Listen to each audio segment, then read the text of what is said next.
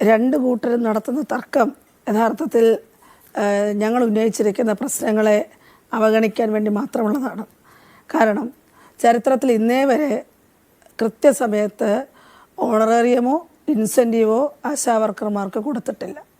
ഇന്നേ വരെ കൃത്യസമയത്ത് കൊടുത്തിട്ടില്ല. അതാണ് ആദ്യം ശ്രദ്ധിക്കേണ്ടുന്ന, രണ്ട് വിഭാഗവും ശ്രദ്ധിക്കേണ്ടുന്ന ഒരു പ്രധാനപ്പെട്ട കാര്യം. ഇപ്പോൾ ഞങ്ങൾ ഓണറേറിയം വർദ്ധിപ്പിക്കണമെന്ന് ആവശ്യപ്പെട്ടുകൊണ്ടും വിരമിക്കൽ ആനുകൂല്യം ആവശ്യപ്പെട്ടുകൊണ്ടും ഒരു പ്രക്ഷോഭവുമായി രംഗത്ത് വന്നിരിക്കുന്നു.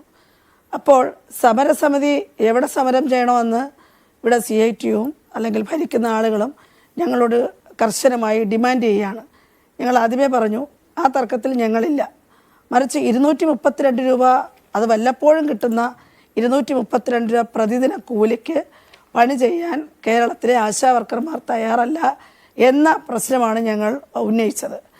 ഇപ്പോഴാകട്ടെ ഈ തർക്കം കാണുമ്പോൾ മനസ്സിലാവുന്നുണ്ട്, കേന്ദ്രവും സംസ്ഥാനവും തമ്മിലുള്ള ഈ തർക്കത്തിനിടയിൽ യഥാർത്ഥത്തിൽ ആശാവർക്കർമാർ ഉന്നയിക്കുന്ന പ്രശ്നങ്ങളെ അവഗണിക്കാനാണ് പരിശ്രമിച്ചുകൊണ്ടിരിക്കുന്നത്. ഇപ്പോഴും പരിശ്രമിക്കുന്നത് രണ്ട് കൂട്ടരും സുതാര്യമല്ലാത്ത കണക്കുകൾ ജനങ്ങളുടെ മുന്നിൽ അവതരിപ്പിച്ച് ജനങ്ങളുടെ ആശയക്കുഴപ്പം ഉണ്ടാക്കാൻ ശ്രമിക്കുകയാണ്.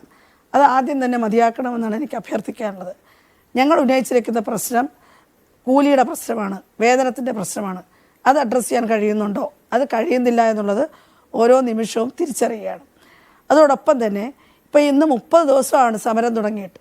ഈ സമരത്തെ എങ്ങനെയാണ് നേരിട്ടത്? ഓണറേറിയം നൽകേണ്ടത് സംസ്ഥാന സർക്കാരാണ്, വിരമിക്കൽ പ്രായം നിശ്ചയിക്കേണ്ടത് സംസ്ഥാന സർക്കാരാണ്, ആനുകൂല്യം കൊടുക്കേണ്ടത് സംസ്ഥാന സർക്കാരാണ്, പെൻഷൻ കൊടുക്കേണ്ടത് സംസ്ഥാന സർക്കാരാണ്.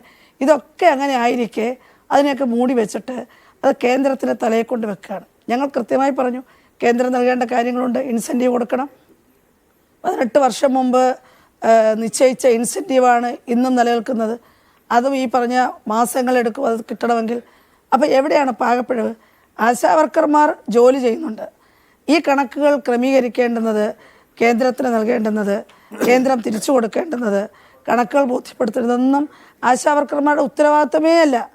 അത് ചെയ്യാൻ ഉത്തരവാദിത്തപ്പെട്ട ആളുകളെ ഇവിടുന്ന് ജനങ്ങൾ തിരഞ്ഞെടുത്ത് വിട്ടിട്ടുണ്ട്. അവരവരുടെ ഉത്തരവാദിത്തം നിർവഹിക്കേണ്ടിയിരിക്കുന്നു.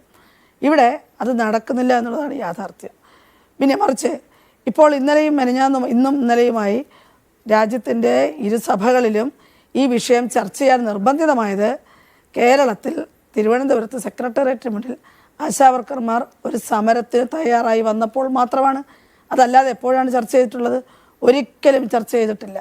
ഞങ്ങൾ ഒരു അനിശ്ചിതകാല സമരത്തിലേക്ക് പോവുകയും ആ സമരത്തെ ഇല്ലാതാക്കുവാൻ ഭരിച്ചുകൊണ്ടിരിക്കുന്ന ആളുകൾ, സംസ്ഥാനം ഭരിക്കുന്ന ആളുകൾ എല്ലാ ആയുധങ്ങളും എടുത്ത് പ്രവർത്തിച്ചു കൊണ്ടിരിക്കുമ്പോൾ അതിനെതിരെ വിട്ടുവീഴ്ചയില്ലാത്ത പോരാട്ടം. നിങ്ങൾ ഓർക്കണം, വനിതകൾ 30 ദിവസമായി തെരുവിലിരിക്കുകയാണ്. എന്താണ് ഇവിടുത്തെ ഭരണകൂടം ചെയ്യുന്നത്? എല്ലാവരെയും ആക്രമിക്കുകയാണ്, അപകീർത്തിപ്പെടുത്തുകയാണ്, പരിഹസിക്കുകയാണ്, അശ്ലീലം പറയുകയാണ്. തിരുത്താൻ ഒരാളും തയ്യാറല്ല. അങ്ങനെ വെയിലത്തും മഴയത്തും ഇരുത്തിയിട്ട് സ്ത്രീപക്ഷ കേരളം എന്ന് പറഞ്ഞ് മേനി നടിച്ചിട്ട് ഇപ്പോൾ കേന്ദ്രത്തെ പഴിചാരിയിരിക്കുകയാണ്. ഇന്നലെയും ഇന്നും നടന്ന ഇടപെടലിലൂടെ കേന്ദ്രത്തിന് ഈ ആശാവർക്കർമാരുടെ വേതനം വർദ്ധിപ്പിക്കാൻ ഞങ്ങൾ നിർബന്ധിതമായിരിക്കുന്നൊരു സാഹചര്യം ഞങ്ങൾക്ക് അഭിമാനമുണ്ട്. കേരളത്തിൽ ഉയർത്തിയ ഈ സമരം ഇന്ത്യയിലൊട്ടാകെ പ്രവർത്തിക്കുന്ന ആശാവർക്കർമാർക്കും തുടർന്ന് സ്കീം വർക്കേഴ്സിനും ഒരുപക്ഷെ അത് വലിയൊരു മെച്ചമുണ്ടാക്കുമെങ്കിൽ അതിന് നേതൃത്വം കൊടുക്കാൻ കഴിഞ്ഞു എന്നുള്ളത് ഞങ്ങൾ അഭിമാനപൂർവ്വം കാണുകയാണ്. പക്ഷേ സംസ്ഥാന സർക്കാരിൻ്റെ ഉത്തരവാദിത്തം മറന്നുകൂടാ. സംസ്ഥാന സർക്കാർ നിർബന്ധമായും ജനങ്ങൾക്ക്, ആശാവർക്കർമാർക്ക് നൽകേണ്ടുന്ന അവരുടെ പണിയെടുക്കുന്നതിൻ്റെ കൂലി നൽകുക എന്ന് പറയുന്നതിനകത്തുനിന്ന് ഒഴിഞ്ഞു മാറാൻ ഒരു കാരണവശാലും അനുവദിക്കാൻ പറ്റില്ല. അതെങ്ങനെ പറ്റും? അത് എന്തെല്ലാം കള്ളം പറയുന്നു. 7000 രൂപ ഓണറേറിയം കൊടുക്കുന്നു. എന്താ സിക്കിമിൽ ഞങ്ങൾ 2-3 മാസമായിട്ട് സിക്കിമിൻ്റെ കണക്ക് പറയുകയാണ് 10,000 രൂപ കൊടുക്കുന്നത്. ആരെങ്കിലും അംഗീകരിക്കുന്നുണ്ടോ? നിയമസഭയിൽ പോലും വ്യാജ രേഖകൾ ഹാജരാക്കുകയാണ്. എന്തിനാണ് ഇത്ര ശാഠ്യം പിടിക്കുന്നത്? ഗവൺമെൻറ് ശാഠ്യം പിടിക്കേണ്ട കാര്യമേ ഇല്ല.